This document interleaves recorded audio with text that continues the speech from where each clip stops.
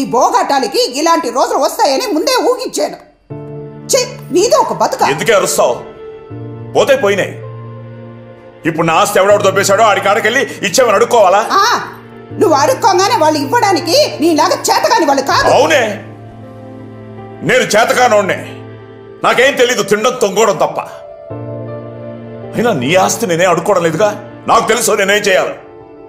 మీరేం చెప్పక్కర్లేదు. నువ్వే పోరా పో, మిమ్మల్ని ఇంకెవ్వరు బాగు చేయలేరు.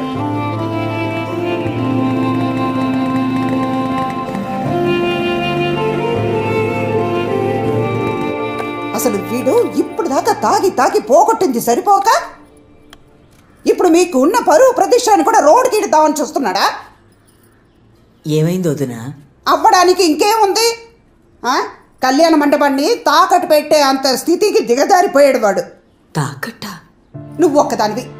ఆ తాకట్టు పాపారావు దగ్గర కళ్యాణ మండపాన్ని తాకట్టు పెట్టి 25 లక్షలు ఇప్పించుకున్నాడట. జలసాలు చేసి దాన్ని కూడా పోగొడితే గానీ వీడికి మనశ్శాంతి ఉంటదే. ఏమంటున్నావు?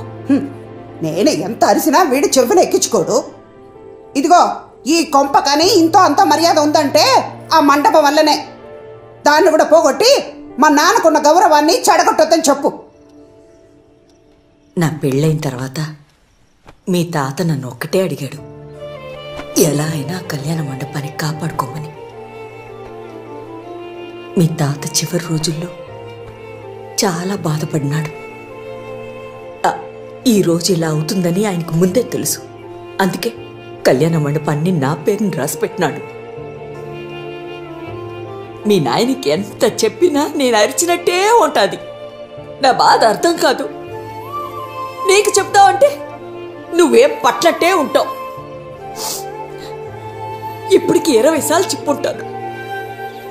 నువ్వేమో అమెరికా పోతానో అంటానే ఉంటావు. బయట నుంచి వచ్చిందాన్ని నేను చెప్తున్నాను. శ్రీ రాజలక్ష్మి కళ్యాణ మండపం అంటే ఎంత గొప్ప పేరుందో తెలుసా? నా మాటిన్రా, మీ తాత కోసమైనా నువ్వు ఆ కళ్యాణ మండపాన్ని చూసుకోరా.